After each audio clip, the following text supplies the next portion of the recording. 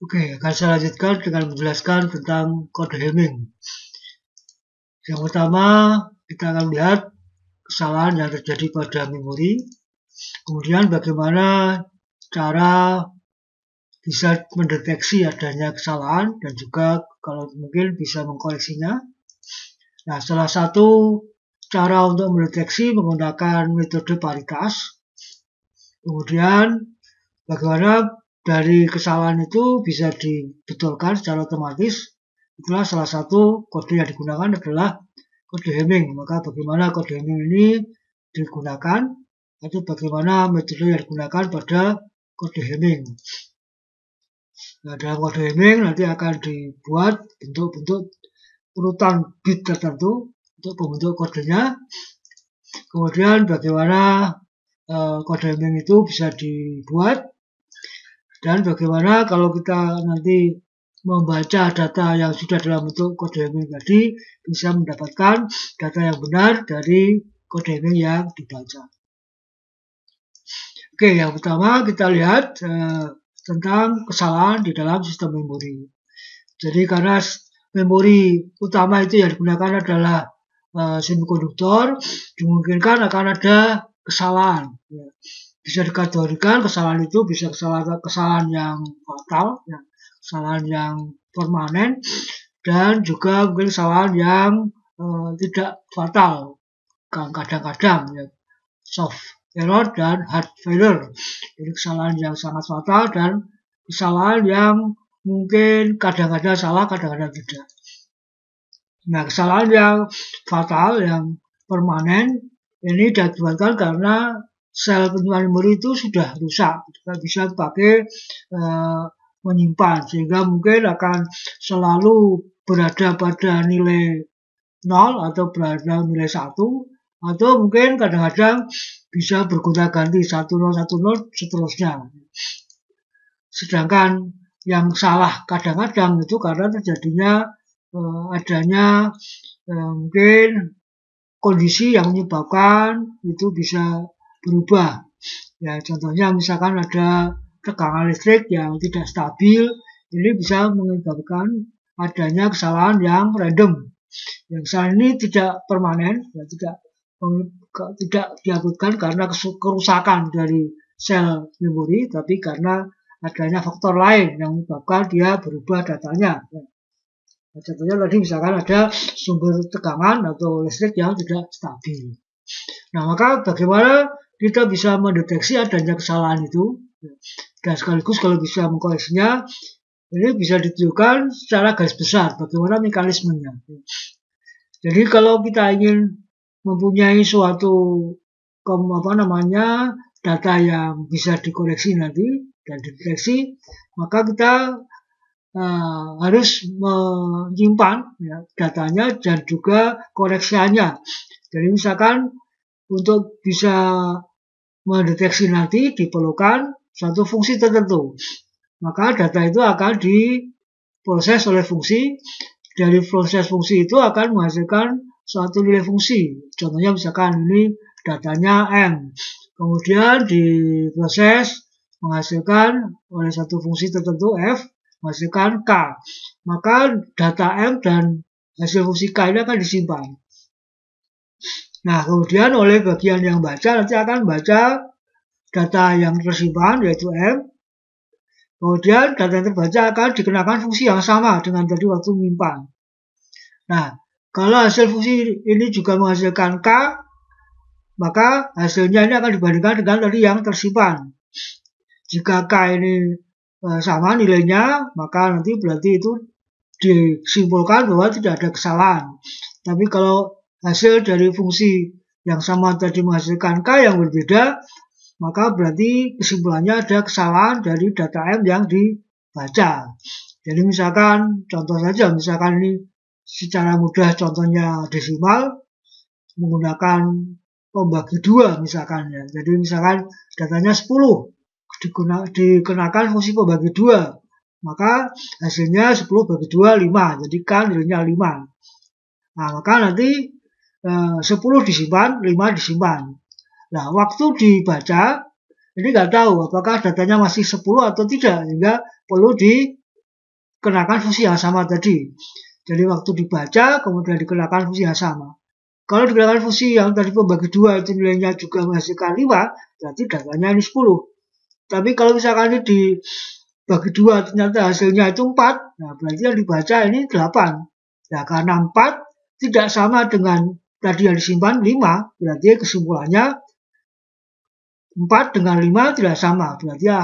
Berarti inputnya tidak sama. Artinya data yang dibaca itu tidak sama dengan yang disimpan. Berarti terjadi kesalahan dari data yang dibaca gitu ya. Nah, sehingga ini bisa disimpulkan K salah, K yang dari hasil fungsi tidak sama dengan K dari hasil fungsi yang penyimpan tadi, maka itu ada kesalahan. Nah, dimungkinkan nanti sistemnya mungkin tahunya hanya ada kesalahan, tapi tidak tahu data yang benar, bisa jadi ya. Jadi nanti kalau misalkan hanya tahu salah, nanti dilaporkan bahwa data yang dibaca itu salah sehingga tidak bisa digunakan. Tapi kalau sistemnya bisa tahu salah dan bisa mengkoreksi, maka nanti kesalahan itu dikenakan pada fungsi yang bisa mengkoreksi dari data yang tadi dianggap salah, kemudian dibetulkan berdasarkan nilai kesalahan tadi, maka bisa diambil data yang benar. Jadi ada 2 tahapan ya. Pertama tahap mendeteksi ada salah yang tidak. Kalau sudah dideteksi ada salah, maka nanti bisa pertama adalah hanya diberitahukan, hanya ada salah saja. Nggak tahu salahnya yang mana. Tapi level yang lebih baik adalah tahu ada salah dan bisa dikoreksi sehingga bisa langsung tahu datanya yang benar. Nah ini secara keseluruhan sistem untuk bisa mendeteksi dan mengkoreksi seperti ini. Nah pada sistem biner itu salah satu cara atau metode untuk mendeteksi adanya kesalahan biasanya digunakan metode paritas.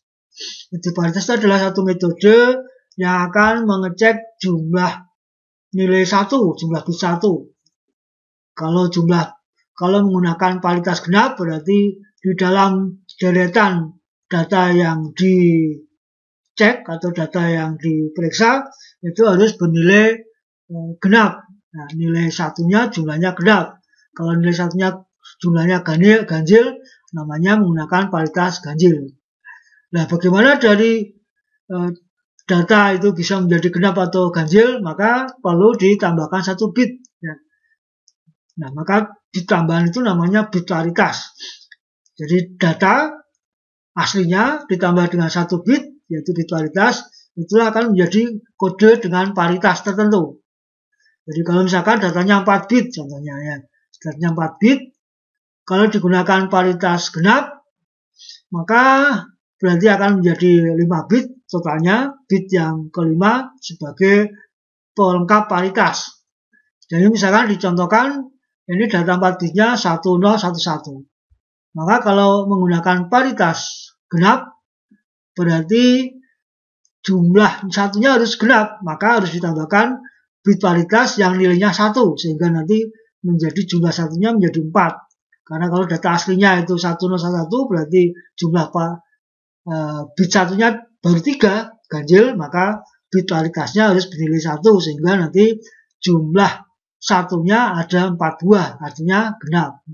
Tapi kalau menggunakan paritas ganjil sebaliknya, maka bit paritasnya nilainya 0, karena ini jumlah satunya sudah ganjil.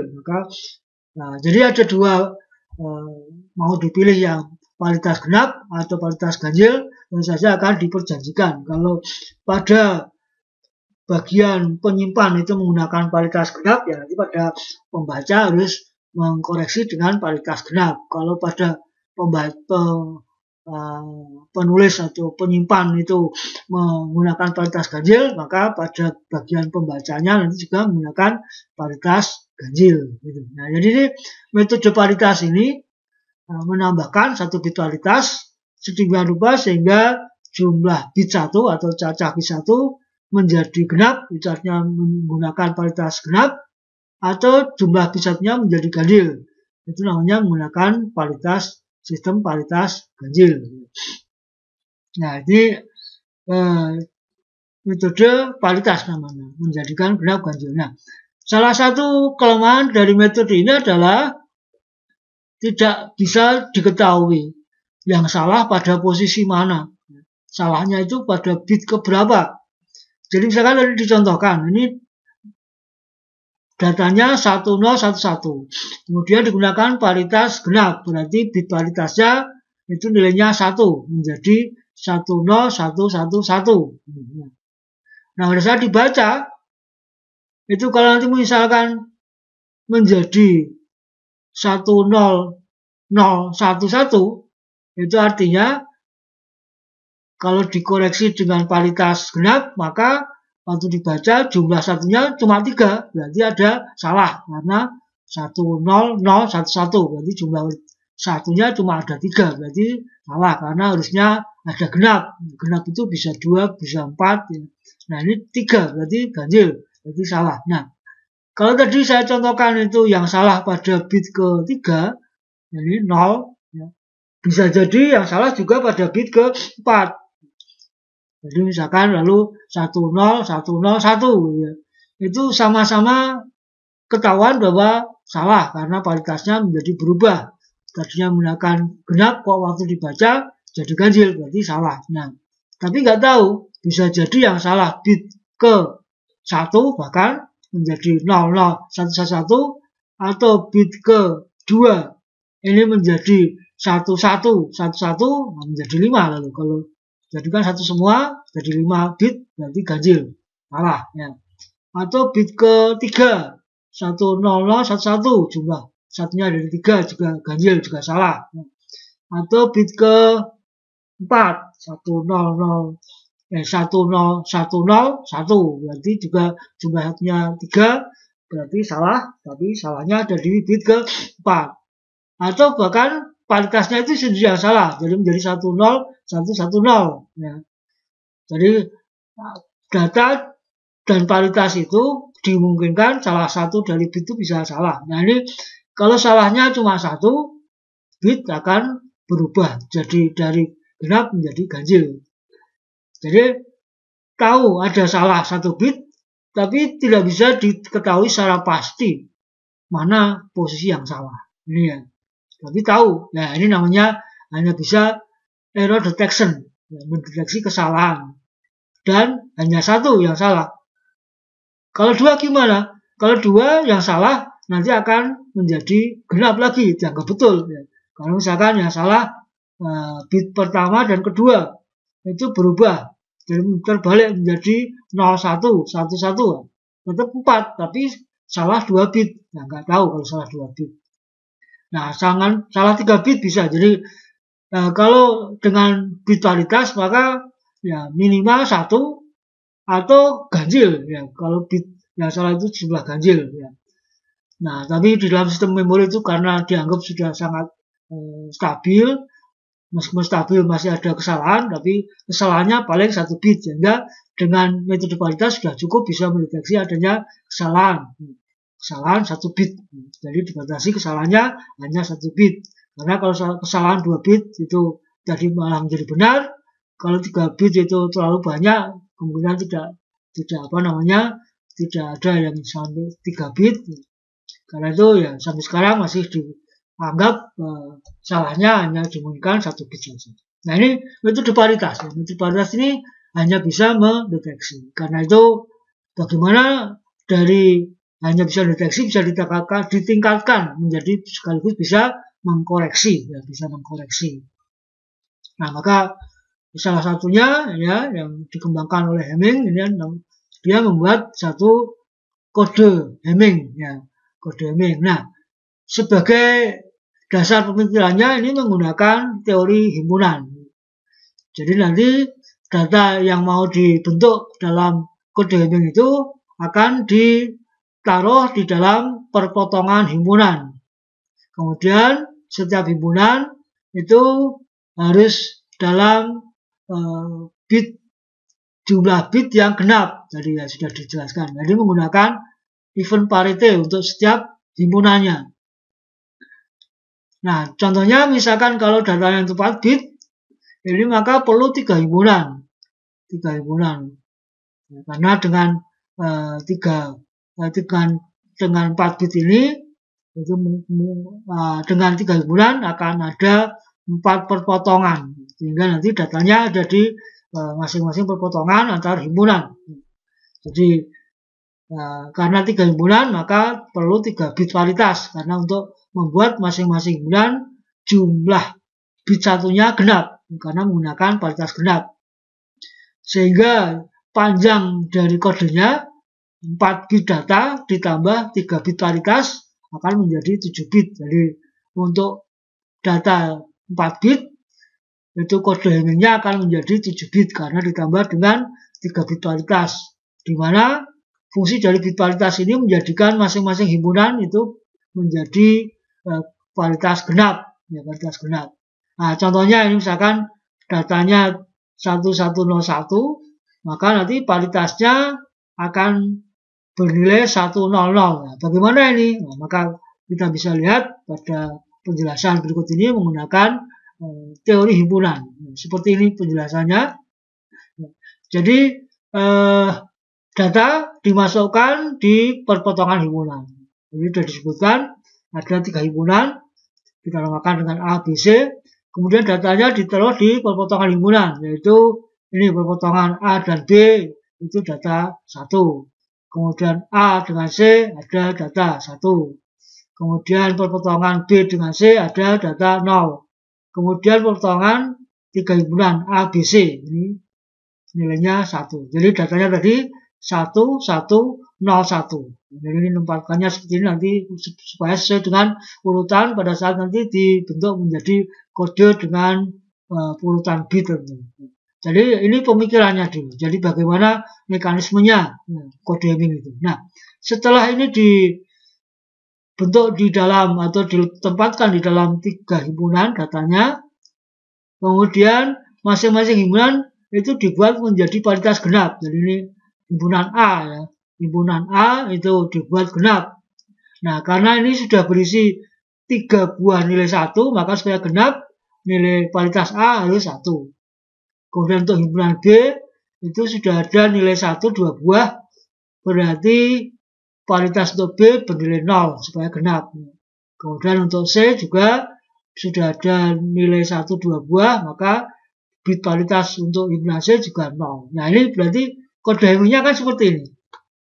Ya, secara kepenggambaran himpunan ini tadi datanya terletak pada perpotongan, lalu bit paritas itu menjadikan masing-masing himpunan berjumlah nilai satunya genap, ya, bit paritas genap. Nah, apakah dengan kode ini bisa mengetahui bahwa nanti ada salah pada posisi tertentu? Kalau tadi hanya dengan 1 bit kan tidak tahu, ya, karena paritas 1 bit tadi tidak tahu yang salah di mana. Dan salahnya tadi kita sudah batasi cuma 1 bit. Nah, juga sama, ini kode hemming dibatasi kesalahannya hanya 1 bit. Nah, maka kita bisa lihat dengan contohnya begini. Ya. Jadi andaikan data yang salah, sekarang pada posisi ini datanya ini jadi salah. Harusnya kan 1101, tapi sekarang menjadi 1001. Jadi 1001 ini berarti ada kesalahan, ya. Ada kesalahan. Ya. Nah, maka caranya gimana? Cara mengetahuinya bahwa itu ada salah, itu dikembalikan lagi dengan tadi waktu nyimpan. Waktu nyimpan itu menjadikan masing-masing himpunan genap. Maka dicek kembali. Ini himpunan A dicek kembali. Apakah masih genap? Ternyata berubah jadi ganjil. Berarti A itu terjadi kesalahan. Ya, yang menjadi anggota dalam A itu ada kesalahan karena harusnya genap jadi ganjil. Ya. B masih genap, ya, jadi karena 21 itu berarti genap, berarti B-nya benar. C-nya bit-nya cuma 1, berarti C juga ada kesalahan. Nah, jadi di sini terlihat bahwa ada 2 himpunan yang salah, yaitu A dan himpunan C yang salah. Sementara himpunan B itu benar. Jadi secara teoritis himpunan ini berarti semua yang masuk pada himpunan B itu benar. Nah, jadi sehingga yang salah itu di luar himpunan B. Yaitu apa? Yaitu perpaduan atau union antara A dan C itu yang mungkin salah ya. Jadi mungkin salah, tapi di luar yang B. Jadi yang bisa salah itu 1 atau 0 yang ini ya.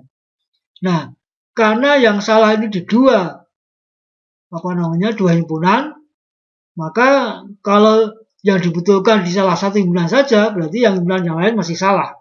Jadi misalkan yang kita anggap salah yang ini jadikan 0. Nah, hanya sudah benar, sudah jadi genap, tapi C-nya masih salah. Ya, C-nya saja yang benar, misalkan dijadikan 1. Nah, maka berarti nanti A-nya masih salah. Nah, maka secara teoritis, karena A dan C salah, berarti yang salah itu antara perpotongan antara A dengan C, yaitu ya ini, daerah inilah yang salah. Ini sudah pasti. Jadi ini pasti yang salah adalah perpotongan A dengan C. Karena apa? Karena yang salah itu A dan C salah, dan B itu benar. Gitu ya. Nah, jadi ini bisa dimodifikasi. Kalau misalkan yang salah itu yang tengah ini. Nah, kalau yang tengah ini berarti ketiga-tiganya salah. Tiga-tiganya salah. Kalau yang salah yang ini berarti yang salah himpunan A dan B itu salah. Kalau yang ini yang salah berarti himpunan B dan C yang salah. Nah, kalau yang ini, yang satu yang salah ini, nah berarti yang salah hanya himpunan A. Kalau himpunan A itu yang salah, berarti ini yang harusnya 1 jadi 0. Kalau ini dibetulkan, ya semuanya sudah jadi betul. Nah, dan seterusnya. Ya, jadi ini dengan pengertian himpunan ini bisa langsung diketahui di mana posisi yang salah. Nah, masalahnya adalah ini kan pembentukan ini menggunakan suatu pengertian himpunan, jadi harus digambar seperti ini. Nah, kalau pada sistem digital gimana? Gambarnya ini gimana? Maka perlu dibuat suatu pattern bentuk urutan bitnya bagaimana? Apakah cukup dituliskan tadi urutannya, datanya dulu baru paritasnya, yaitu 1101 baru paritasnya 100, atau bagaimana? Atau paritasnya dulu ditulis 100 baru datanya 1101, atau seperti itu, atau di sela-sela nanti datanya dibacanya 110 1100 atau seperti itu. Nah, bagaimana? Nah, ternyata untuk memudahkan nanti dalam proses pengecekan dan pembentukan, yang pertama ini berarti pembentukan ya. Pembentukan itu mencari nilai paritas masing-masing himpunan. Sedangkan pengecekan kesalahan itu berarti memeriksa setiap himpunan. Ya. Nah, untuk keperluan kode ini berarti ada keperluan membentuk kode dan mengecek ada salah tidak pada kode itu. Nah, untuk itu maka dibuatlah pola urutan bit pattern yang itu merupakan pola biner. Ya, sehingga ini mudah. Ya, karena dengan pola biner mudah. Ya, maka ini gambarannya seperti ini. Jadi parity bit akan ditaruh bit paritas tadi, kalau contohnya tadi himpunan A, B, C tadi A-nya 1, B-nya 0, C-nya 0, paritasnya masing-masing tadi ya. Paritasnya ini untuk data 1101, paritasnya 100, maka bit paritas ini waktu disimpan posisinya berurutan mulai dari 1 ini ditempatkan pada 2 pangkat 0. 0-nya pada 2 pangkat 1. 0 berikutnya pada 2 pangkat 2. Jadi bit paritas akan diposisikan di dalam urutan bitnya pada kode Meng itu menempati pada posisi 2 pangkat N. Dengan mulai N-nya karena mulai 0 berarti kan 2 pangkat 0 itu 1, berarti posisi 1. Jadi akan menjadi seperti ini. Ini posisi 1, posisi 2, posisi 3, posisi 4, 5, 6, 7. Ini kan ada 7 bit ya. Dari datanya 4 bit dengan paritasnya 3 bit, totalnya 7. Maka ini patternnya atau pola bitnya itu mengikuti pola biner dengan menggunakan posisi 2 pangkat N ditempati oleh bit paritas. Ya, bit paritas yang pertama itu ada di 2 pangkat 0, paritas kedua di 2 pangkat 1, paritas ketiga di 2 pangkat 2, posisi 1, posisi 2, posisi 4. Nah, selain itu ditempati oleh bit data. Maka datanya ini 1. Ya, posisi 3, 1 lagi posisi 5, 0 posisi 6, 1 posisi 7. Nah, ini lalu ini namanya bit pattern ya. Jadi pola bit dari kode Meng ini dipolakan seperti ini. Jadi yang disimpan di dalam penyimpan nanti polanya seperti ini, menggunakan pattern bit, bukan yang bentuk himpunan tadi, ya bukan, ya, karena tidak ada gambarnya, ya. Nah, ini seperti ini. Nah, sekarang bagaimana cara mengenerate ini, cara menghasilkan atau mendapatkan nilai 1, ya, untuk paritas A tadi, nilai 0 untuk paritas B, lalu nilai 0 untuk paritas C ini caranya gimana dari bit pattern ini, dari urutan bit ini. Maka kalau diposisikan seperti ini, maksudnya supaya ini pola binernya mengikuti pola biner. Jadi kita bisa lihat contohnya dengan jabaran ini. Jadi kalau tadi contohnya bit datanya ini 1101, ini data 1101, ini paritas 1, paritas 2, paritas 4, ini mengikuti posisi aja. P1 berarti paritas 1, P2 paritas 2, P4 paritas pada posisi 4. Maka kalau dicek pada himpunan tadi, ini tempatnya ada di A, ada tempat himpunan A, itu bit 357. Bit 357 itu ada di datanya semuanya ada di himpunan A ini. Nah, sehingga perlu tambah 1 bit paritas tadi ada di A. Nah, itulah yang menggenapi atau melengkapi menjadi paritas genap tadi, yang ini tempatnya ada di himpunan A. Sehingga kalau kita lihat, maka untuk mendapatkan nilai dari paritas pada himpunan A ini, yaitu P1 ini, caranya gimana? Ya, caranya dengan menghitung cacah pada nilai bit pada posisi 357. Nah, secara logika, untuk mengetahui nilai ini genap atau ganjil, ya bisa menggunakan paritas fungsi logika exclusive OR. Ya. Jadi exclusive OR itu adalah suatu logika yang akan menghasilkan 0 jika jumlah satunya genap, dan 1 jumlah satunya ganjil. Kalau kita contohkan untuk 2 bit itu, kalau fungsi XOR, kalau inputnya 00, outputnya akan 0. Kalau inputnya 01, outputnya akan 1. Kalau 10, outputnya akan 1. Tapi kalau 11, outputnya akan 0. Jadi kalau nilai satunya itu hanya 1 berarti ganjil, maka outputnya akan 1. Tapi kalau nilai satunya itu genap, atau genap itu bisa 0, 00 itu anggap genap ya, atau 11 berarti 221, maka outputnya akan 0. Jadi untuk mendapatkan nilai paritas genap itu bisa menggunakan exclusive OR. Jadi ini kalau digunakan fungsi exclusive OR, paritas 3 nilainya 1, 11 berarti ganjil. Kalau ganjil, hasil exclusive OR itu 1.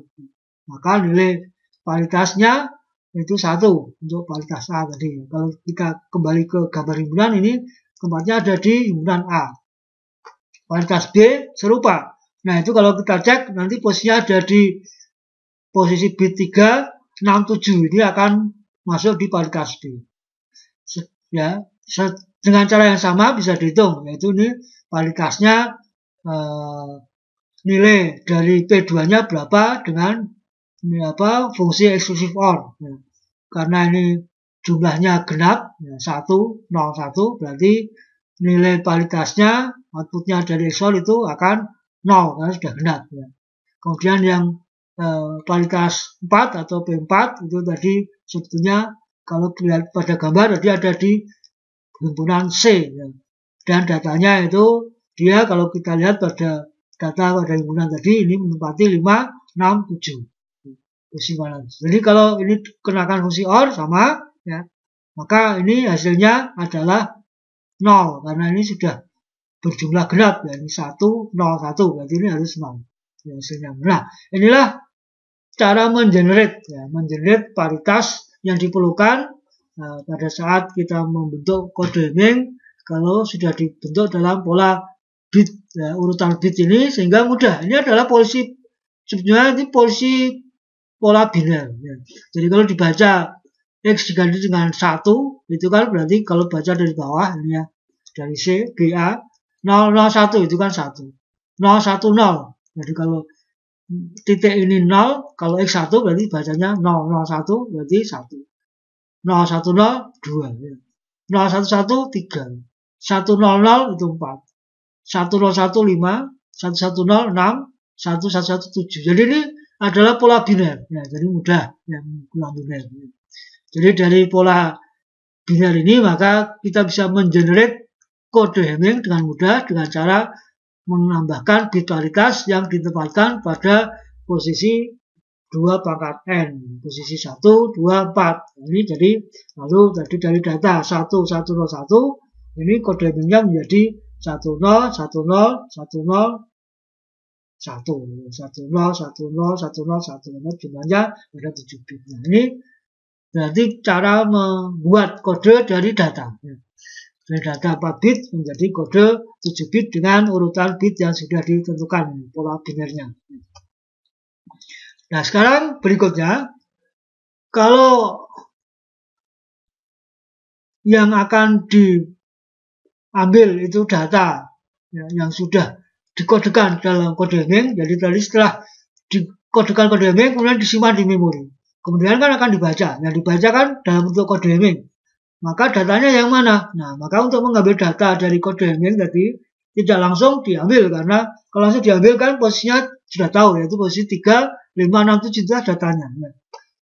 Nah, tapi kalau langsung diambil apakah itu benar enggak datanya? Maka itulah perlunya kemudian dicek kembali apakah data yang dikodekan itu masih benar datanya atau terjadi kesalahan. Jadi seluruh kodenya dibaca kemudian diperiksa kembali.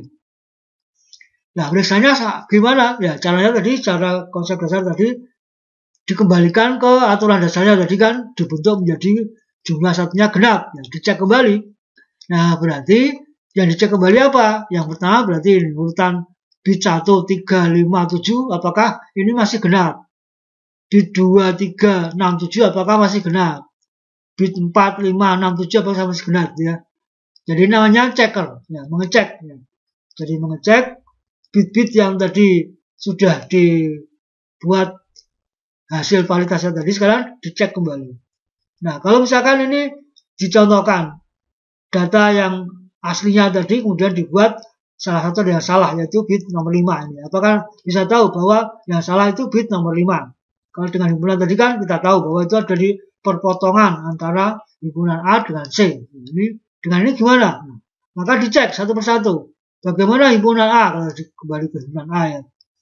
Ini himpunan A tadi itu dicek kembali. Nah, ternyata ini kalau dilihat yang dibaca itu kan 1, 1, 0, 1. Berarti ganjil. Kalau ganjil dikenakan fungsi OR nilainya 1. Jadi kalau ganjil kan nilainya 1. Itu artinya apa? Artinya kalau kita ingin ngecek genap. Kalau ternyata ganjil kan berarti hasilnya 1. Ya, berarti apa? Berarti 1 itu salah. Kalau ternyata hasil dari fungsi XOR itu 1 berarti terjadi kesalahan. Ya. Yang C2 tadi yang set B ya. Itu berarti ini 01 01 berarti kan genap. Berarti kalau genap nilainya 0. Oh, berarti benar ya. Kalau 2 itu kan sudah genap berarti benar. Nah, ini artinya kalau benar nilainya 0. Ini 0001 berarti ganjil. Dan harusnya genap. Nah, berarti ini kalau digunakan fungsi XOR akan 1. Berarti juga salah. Nah, jadi di sini nanti hasil checkernya itu bisa 0 bisa 1. Kalau 0 itu artinya benar, ya, hasil dari kombinasi hasil dari nilai jumlah nilai satunya itu sudah genap. Kalau 1 berarti terjadi kesalahan pada yang dicek tadi. Nah, ini nilainya kalau dibaca di bawah 101. 101 dalam biner kalau dijadikan desimal itu 5. Ya. Jadi berarti ini ada kesalahan pada bit pada posisi 5. Jadi ini menunjukkan checker ini akan langsung menunjukkan posisi salah. Posisi salah. Ya, jadi ini 5. Nah, jadi karena tadi yang dibaca itu 1010001 bit 5 itu salah, terbacanya 0 berarti karena 0 itu salah berarti harusnya 1 karena ini biner. Kalau 0 salah berarti yang benar 1. Kalau 1 benar berarti kalau 1 salah berarti yang benar 0. Ya bolak-balik saja. Ya. Nah, jadi lalu kode yang benar mestinya 10101101. Nah, sehingga dengan demikian setelah kodenya dibenarkan, ya, maka bisa diambil datanya. Datanya apa? Yaitu 1101. Nah, ini data yang benar. Ya. Kalau dia langsung diambil kan datanya 1001 kan salah.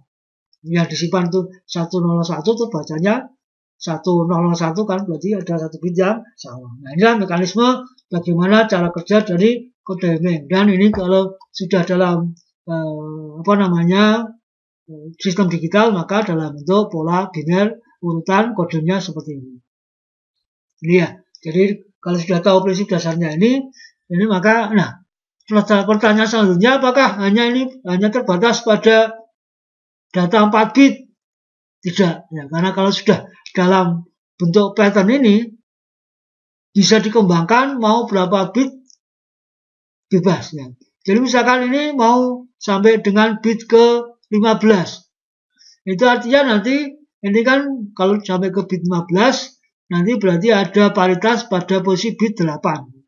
Bit 8 paritas berarti nanti panjangnya sampai 15. Berarti apa? Artinya datanya itu nanti 15 dikurangi 4 karena paritasnya ada posisi 1, 2, 4, 8 panjangnya sampai 15 berarti datanya sisanya apa itu? Berarti 15 kurangi 4 berarti panjang 11 bit gitu.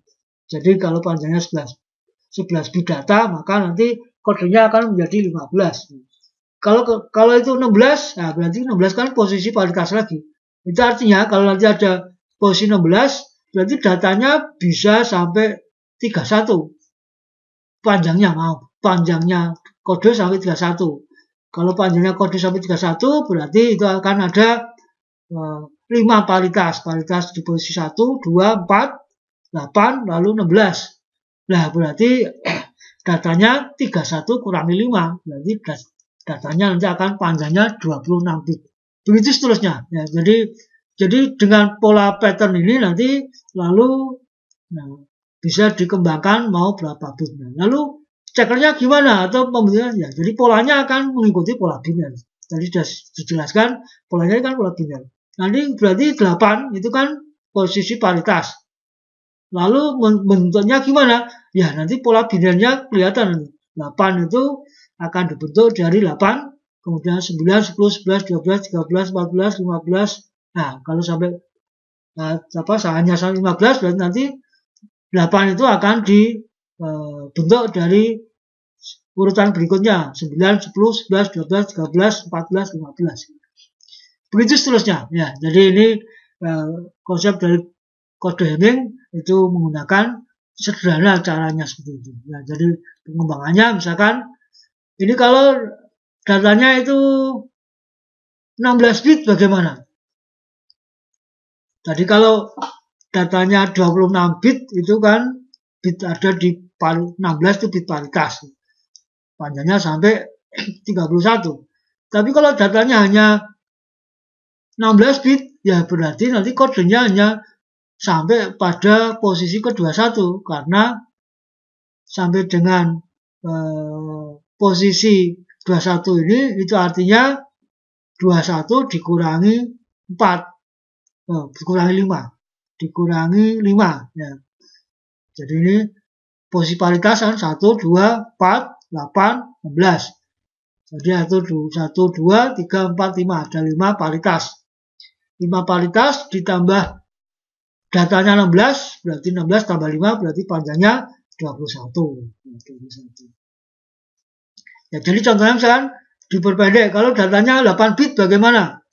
Datanya 8 bit berarti itu 8 itu berarti dihitung aja 1, 2, 3, 4, 5, 6, 7, 8 berarti nanti kodenya hanya sampai pada posisi 12 karena dengan 12 ini berarti 12 panjangnya dikurangi paritasnya 4 12 kurangi 4, 8 berarti untuk data bit 8 maka kode Hamming code-nya akan sepanjang sampai 12 jadi kode ini fleksibel ya, fleksibel untuk bit berapapun bisa ya. Dan nanti akan sampai panjang berapa tidak masalah ya. Kalau dibalik untuk sampai dengan paritas jumlah tertentu, maka maksimum panjangnya tertentu. Misalkan dengan 4 paritas, 1, 2, 3, 4, itu panjang maksimumnya 15. Itu artinya panjang maksimum datanya untuk 4 paritas berarti kan 15 kurangi 4, berarti 11 bit. Gitu. Dan seterusnya. Ya. Jadi ini akan bisa ordernya sampai puluhan, kiloan bisa. Ya. Polanya serupa dengan konsepnya itu, yang penting posisi 2 pangkat N ditempati oleh paritas, selebihnya ditempati oleh data. Cara ngeceknya tadi, kalau untuk paritas yang satu tadi posisi ganjil semua ya, 0, 1, 5, maaf ini posisinya nggak kelihatan ya, posisinya ini kan posisi 1, 3, 5, 7 dan seterusnya, posisinya gitu. Oke, jadi kalau saya tuliskan kembali ini datanya 16 bit, ya, maka ceknya 5 bit, ya, sehingga panjangnya 21. Nah, kalau diperluas tadi, ini maka bisa sampai panjangnya 31. Jadi dengan 5 bit paritas, karena bitnya posisinya 1, 2, 4, 8, 16, itu maka panjangnya kode sampai 31, itu artinya datanya itu panjangnya 31 dikurang 5. Jadi 26 bit data ditambah 5 bit cek, ya, bit paritas, maka menjadi 31 bit. Nah, ini ya.